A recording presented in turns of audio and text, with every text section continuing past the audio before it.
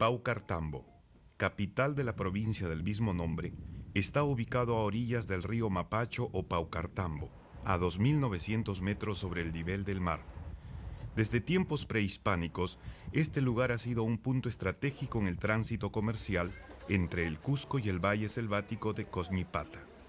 Pero por este lugar transitaron también gentes provenientes de lugares lejanos, que quedaron en la memoria del pueblo y que son representados en las danzas que se bailan en el mes de julio en honor a la Virgen del Carmen.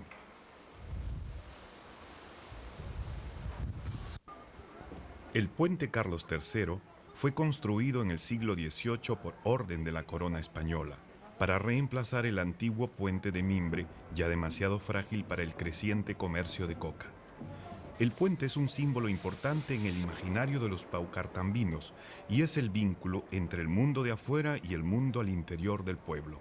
Al pueblo llegó también la Virgen del Carmen, Virgen de los Mestizos, a imponerse con su fiesta y sus danzantes sobre la Virgen del Rosario, patrona del pueblo y de los campesinos.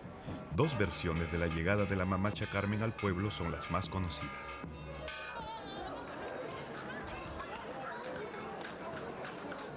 Los Chuncho, temidos guerreros, habitantes de la selva, hirieron el cuerpo de la Virgen durante un enfrentamiento con los hacendados de la región. El cuerpo fue encontrado en el río Amarumayu, que desde entonces se llama Río Madre de Dios, y llevado a Paucartambo. Hoy, los danzantes del Capac Chuncho o Chuncho Rico tienen la obligación de acompañar a la Virgen. Ellos son sus guardianes y danzantes preferidos en la fiesta. La segunda versión cuenta que los Coya, comerciantes de la región altiplánica del Collao, trajeron en uno de sus viajes a Paucartambo una cabeza de yeso que se encontró dentro de una olla de barro. Los paucartambinos identificaron la cabeza de la Virgen y le hicieron el cuerpo de madera. Desde entonces, ella se quedó en el pueblo y los danzantes del Capac Coya o Coya Rico, acompañados del personaje de la Imilla, llegan una vez al año a visitarla y a ofrecerle sus canciones.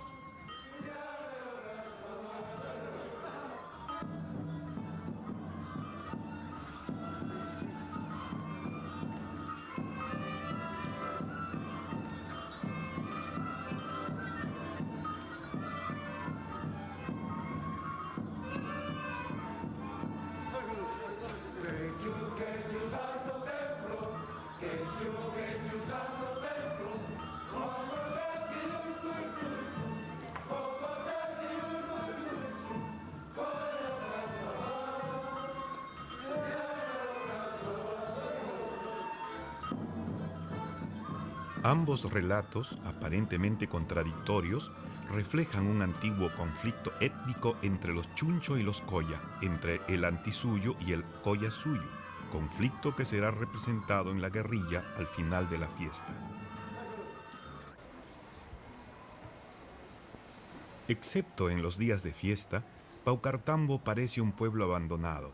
La falta de oportunidades de trabajo y un bajo nivel de movilidad social han limitado sus posibilidades de desarrollo, acelerando el proceso de migración y perpetuando una estructura social basada en criterios de diferenciación étnica entre los mestizos, que se consideran gente del pueblo, y los campesinos indígenas del área rural. Diferenciación que, como se mencionó anteriormente, se manifiesta en el culto a dos divinidades distintas, la Mamacha Carmen y la Virgen del Rosario, respectivamente. Con la reforma agraria de 1969, las antiguas familias de hacendados de la región terminaron de migrar a las ciudades, aunque continúan controlando parte de la vida política y administrativa del pueblo y de la provincia. A pesar de la migración, el culto a la Virgen del Carmen sigue convocando a los paucartambinos que vuelven cada año a danzar en la fiesta para reafirmar su identidad mestiza en la fe por la Mamacha Carmen. Hoy se diferencian las danzas bailadas por los paucartambinos residentes de aquellas bailadas por los paucartambinos que viven fuera. Esta diferenciación hace alusión a conflictos reales que, entre otros, se expresan en la fiesta. Los preparativos van anunciando la fiesta cada vez con más intensidad. Las fachadas de las casas y de la iglesia son retocadas. Los comerciantes que llegan a la feria empiezan a armar sus puestos. Se preparan los trajes y se terminan o retocan las máscaras.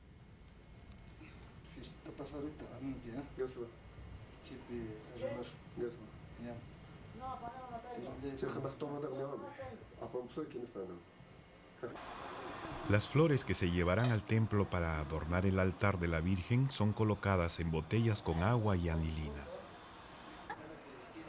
También se sacrifica el ganado que se ha reservado para la fiesta. Luego se prepara la comida que se servirá en los próximos días. La imagen de la Virgen también requiere de preparativos. Ella es adornada y vestida con sus trajes de fiesta y colocada en el altar de la iglesia.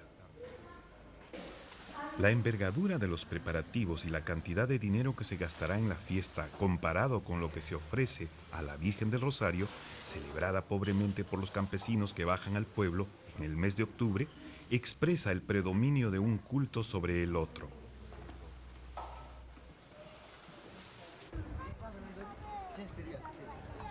Pero es en la tarde del 15 de julio que se da inicio a la celebración. Ese es el momento en el que se abren el tiempo y espacio festivos.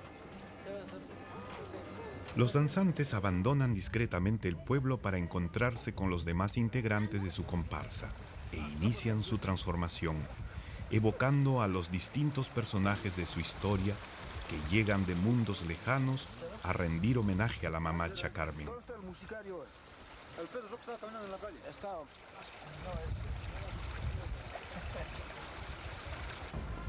Las danzas no solo permiten recordar la historia del pueblo. Danzar es la ofrenda más valiosa que se puede brindar a la mamacha Carmen para renovar los lazos de alianza con ella y garantizar su protección para el próximo año. De esta manera, las danzas evocan simultáneamente el pasado, el presente y el futuro.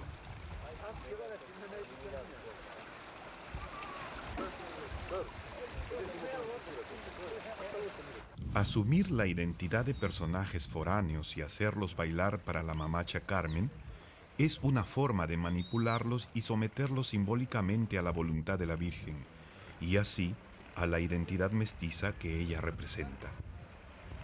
Cada uno de los danzantes no solo va a transformarse en un personaje, sino que va a renunciar a su identidad individual para adoptar una identidad colectiva implícita en el hecho de llevar un mismo disfraz, usar una máscara, realizar una coreografía y someterse a la disciplina del grupo.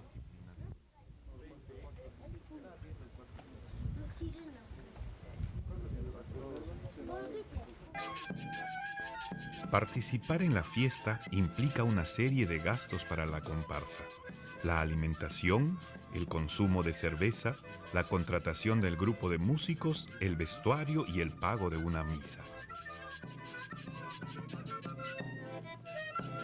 Parte o totalidad de estos gastos son cubiertos por el carguyok o fundador, quien se compromete con la comparsa por el período de un año. Los carguyok, acompañados de los músicos, también salen del pueblo al encuentro de su comparsa para dar inicio a sus obligaciones rituales, invitando cerveza a los danzantes. Luego empieza la ceremonia llamada la entrada. Los danzantes, esta vez asumiendo la identidad de los personajes y la identidad colectiva del grupo, llegarán al templo para saludar a la mamacha Carmen. Cada comparsa aparecerá acompañada de su propio conjunto musical y del carguyok, quien lleva la demanda, una pequeña imagen de la Virgen que conservará en su casa durante el año que cumpla el cargo.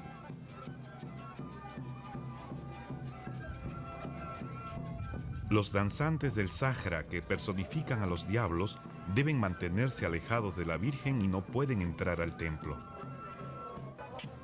En la danza del Capac Negro se recuerda a los esclavos del tiempo de la colonia, devotos de la Virgen del Carmen, que llegan a ofrecerle sus cantos.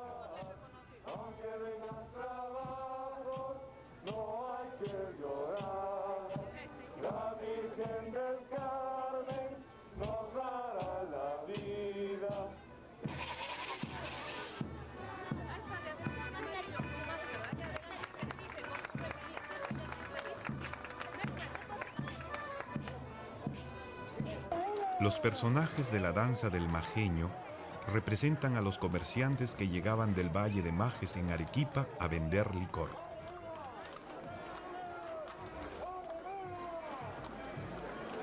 En la danza de la mestiza collacha, única danza mixta, se personifica a los jóvenes agricultores del campo.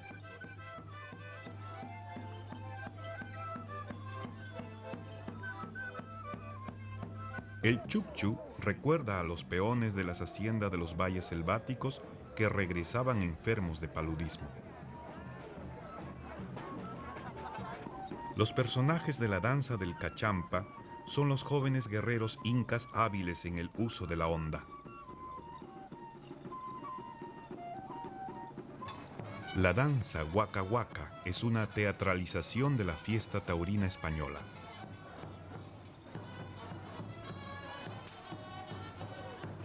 En la danza del Auca chileno o enemigo chileno se representa al soldado de la guerra contra Chile.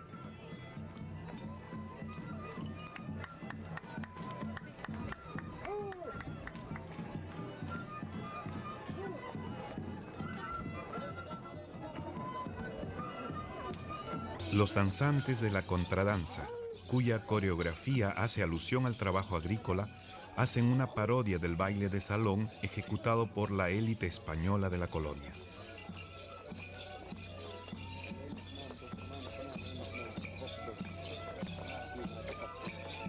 Los personajes de la danza del Sigya dicen representar a las autoridades corruptas de la legalidad formal. Los Magta, o jóvenes campesinos, se juntan al grupo de los Sigyas con quienes posteriormente harán la representación de un juicio. Los Magta generalmente aparecen de manera independiente, integrándose eventualmente a una u otra comparsa para abrir paso a los danzantes y poner orden en el público.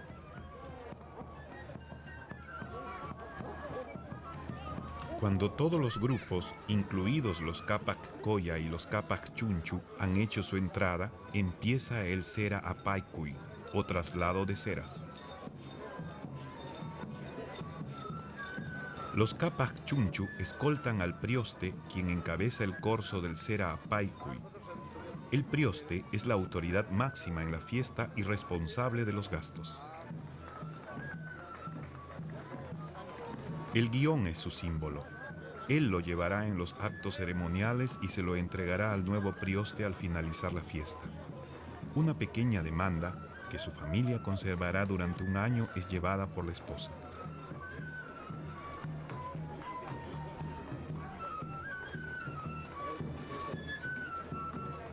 En el Cera Apaycuy, el prioste, sus familiares, las autoridades del pueblo y otros paucartambinos trasladan los cirios, las flores y los ángeles o voladoras a la iglesia para adornar el altar de la Virgen.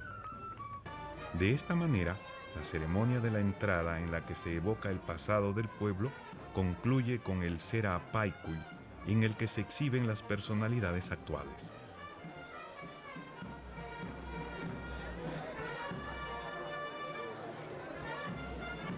La noche se ilumina en el Honoy, o quema de fuegos. Los Capac Coya, los Magta y los Sajra se reúnen en la plaza a encender pequeñas fogatas y fuegos artificiales. El Honoy culmina con la quema del castillo.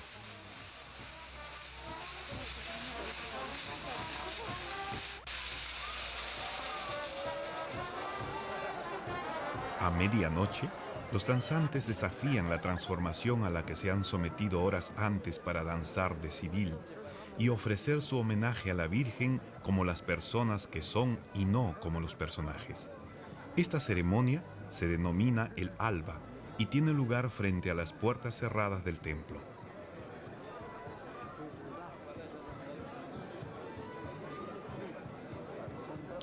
Cuando empieza el segundo día de fiesta, los danzantes vuelven a asumir plenamente la identidad de sus personajes para interpretar sus coreografías frente al templo, ahora abierto, mientras se celebra la misa de fiesta.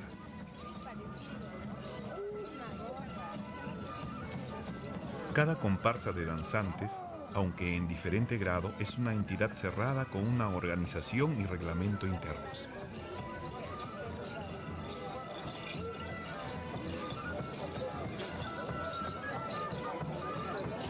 La autoridad máxima es el caporal, que se distingue por algún elemento de su vestuario y por su ubicación y función durante la realización de la coreografía.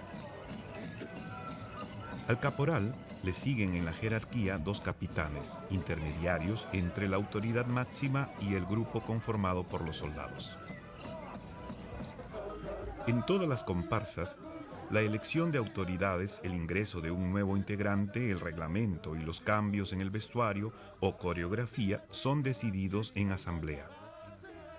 Una vez tomada la decisión, los soldados la tienen que respetar.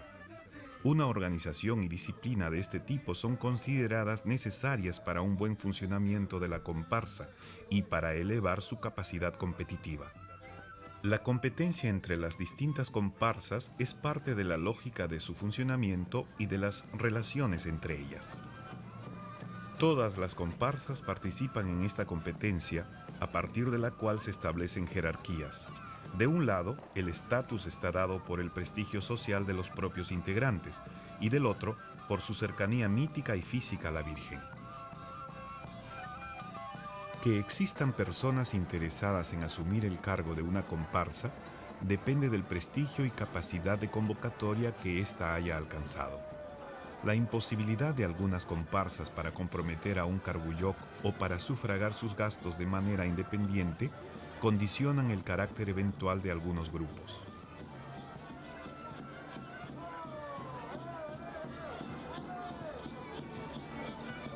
Los músicos que acompañan a las comparsas son contratados fuera del pueblo y se encuentran en una situación de marginalidad dentro de la fiesta. Ellos, a diferencia de los danzantes, participan en ella por un contrato en dinero y no exclusivamente por devoción a la Virgen.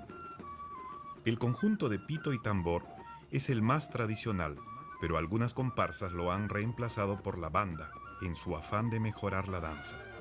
La banda cuenta con un prestigio importante. Contratar una banda implica un gasto mayor que evidencia la capacidad de inversión del carbuyoc y de los danzantes. Al prioste lo acompaña siempre una banda.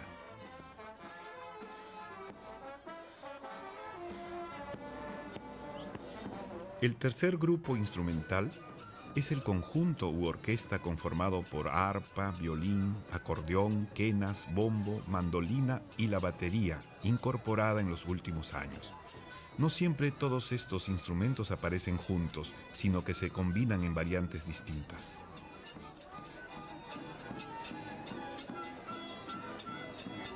Después de la misa, los capas colla, siempre involucrados en los actos amenos de la fiesta, reparten los regalos del prioste para el pueblo: frutas de la región, atados de coca y artesanías en miniatura.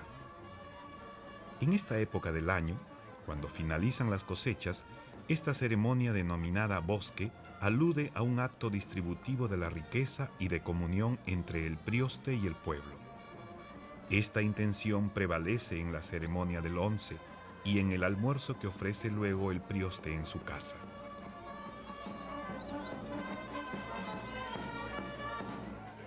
En la actualidad, la Municipalidad de Paucartambo pone a disposición del prioste un local que cuenta con algunas comodidades para que pueda recibir a sus familiares e invitados durante los días de fiesta. Aquí, el prioste recibe a los danzantes y reparte el 11, pequeñas porciones de pan de variadas formas.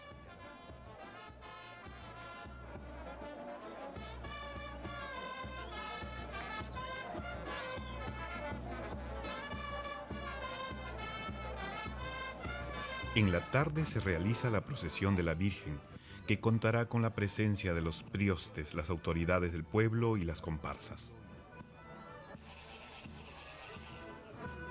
Los capas colla y los capas negro son las dos únicas comparsas que tienen cantos para la Virgen. Es así que tienen el privilegio de estar más cerca de ella en las distintas ceremonias de la fiesta.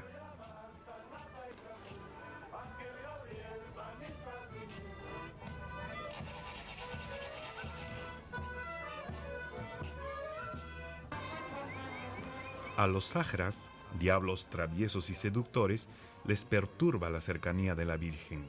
Por eso deben mantenerse siempre distantes de ella. Sin embargo, los danzantes confiesan que solo actúan como sajra ya que las máscaras ocultan las lágrimas provocadas por la tristeza de ver pasar a la Virgen y no poder acercarse a ella.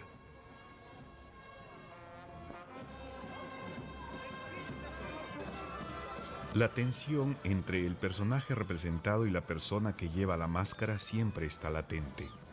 La ambigüedad entre identidades individuales y colectivas, entre el pasado y el presente, entre el mundo de afuera y el mundo de adentro, se manifiesta durante toda la fiesta. Estas tensiones se harán cada vez más críticas hasta que llegue el momento de la guerrilla.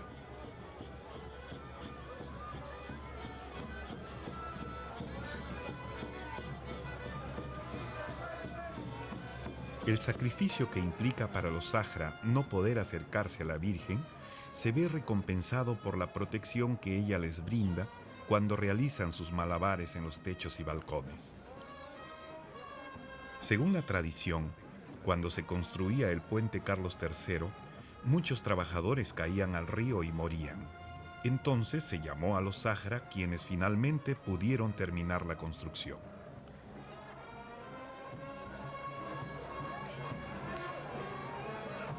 El día 17, día central de la fiesta, se inicia con las misas convocadas por cada una de las comparsas.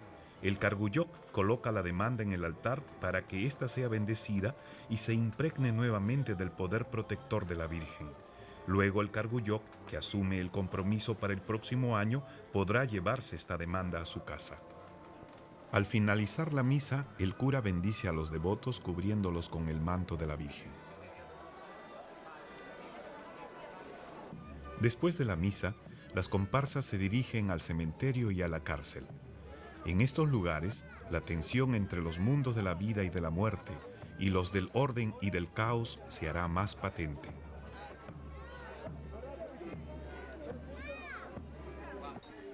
En el cementerio, los danzantes visitan las tumbas de sus compañeros y familiares fallecidos.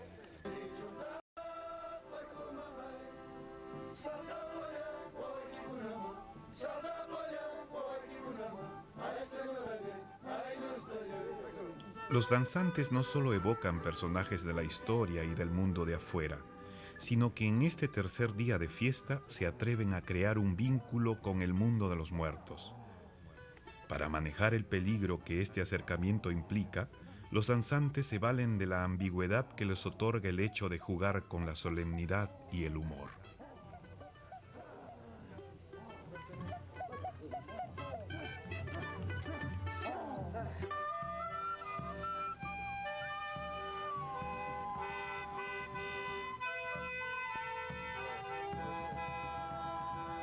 Fuera del cementerio, los Capas Colla realizan el bautizo de los nuevos integrantes de la comparsa.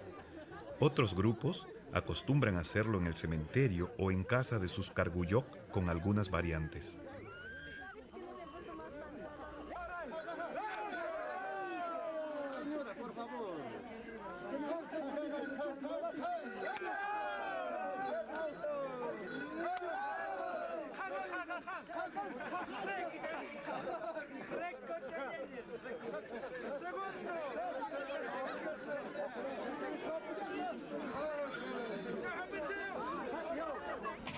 La visita a la cárcel se instituyó cuando ésta fue trasladada desde el local ubicado frente a la iglesia a otro que se encuentra en los límites del pueblo.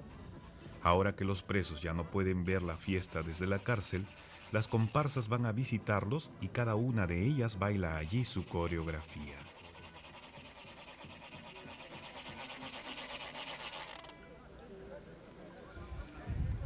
Bueno, que nuestros amigos están divirtiéndose. Esta ha sido la muestra de esta recién. Dios, muchacho,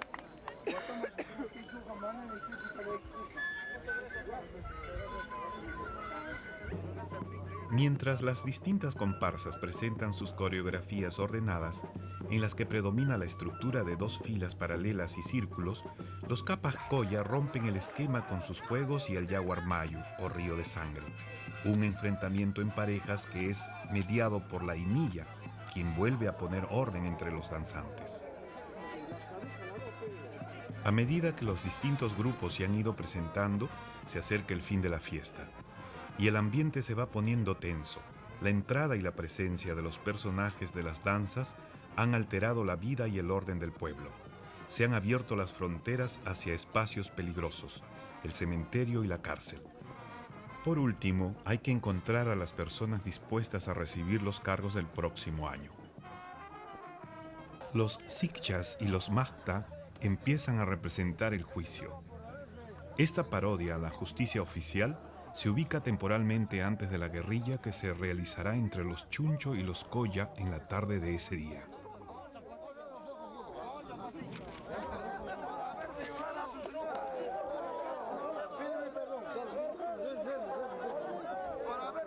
Tú has violado a la hermana de tu mujer. Has violado a la suegra de tu mujer. Este había violado a una niña de 60 años. Pues es chiquito. En la tarde, la Virgen es llevada al puente Carlos III para bendecir los 4 puntos cardinales.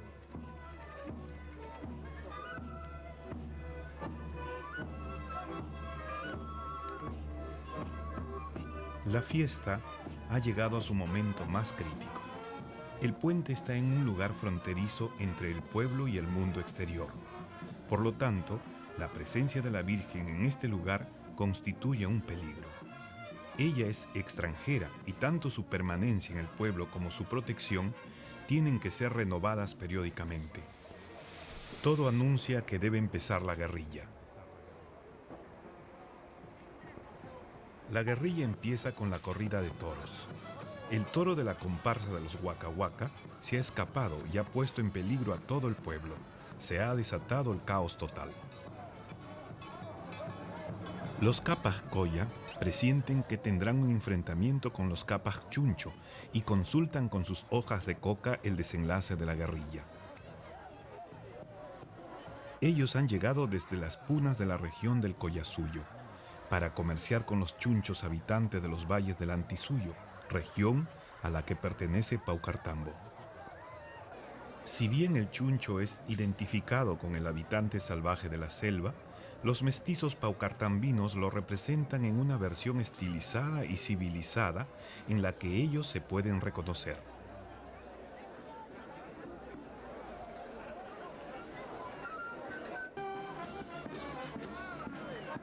El Capas Chuncho no solo es un guerrero alto y valiente, sino también el guardián de la Virgen y su danzante preferido. La tradición cuenta que la ausencia del chuncho en la fiesta empalidece el rostro de la Virgen augurando un mal año.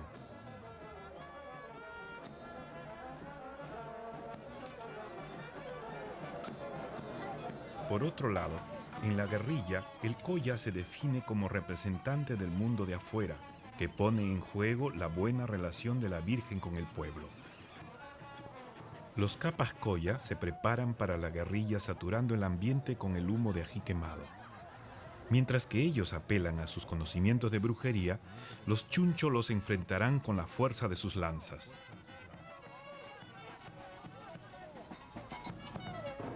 La situación de peligro y desorden que reina desde el inicio de la guerrilla se agudiza con la llegada de los chukchu o palúdicos.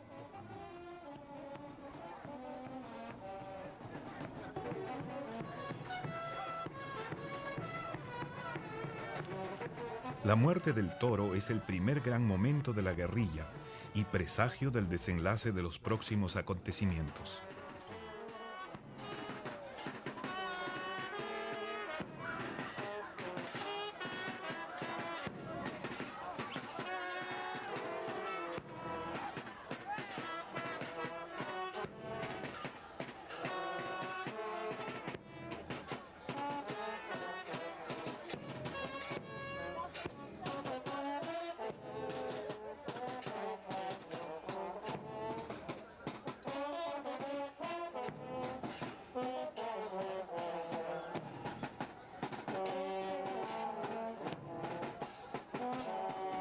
La lucha se desata cuando el rey de los Chuncho intenta raptar a la Imilla, mujer de los Colla.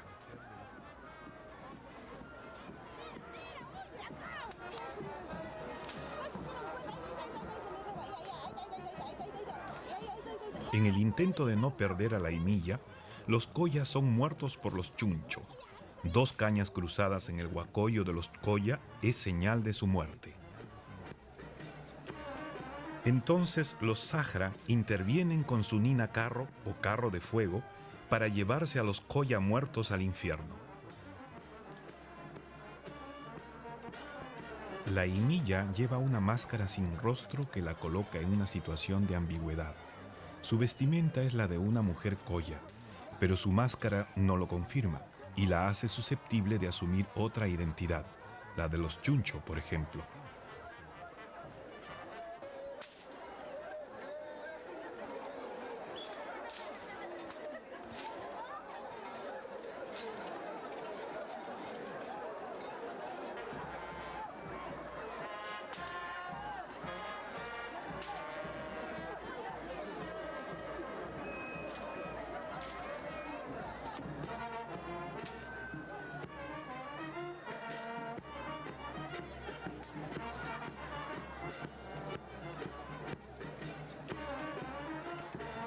El carácter ambiguo de la Imilla la coloca en la misma situación en la que está la Virgen del Carmen, quien en la procesión al puente se ha ubicado en el límite entre el pueblo y el mundo exterior, y cuya permanencia en Paucartambo tiene que ser reafirmada.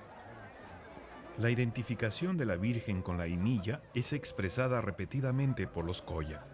Por otro lado, conquistar a una mujer joven y casadera como es la Imilla significa también la posibilidad de asegurar la reproducción y continuidad de un grupo. Este poder lo comparte la Imilla con la Mamacha Carmen, cuya protección y bendición aseguran un año próspero para el pueblo. En la guerrilla está en juego la permanencia de la Virgen en Paucartambo y la confirmación de la superioridad de los paucartambinos sobre el mundo de afuera, es decir, la consolidación de la identidad mestiza que la Mamacha Carmen representa. Todas estas circunstancias obligan a los Chuncho a ser los vencedores cada año.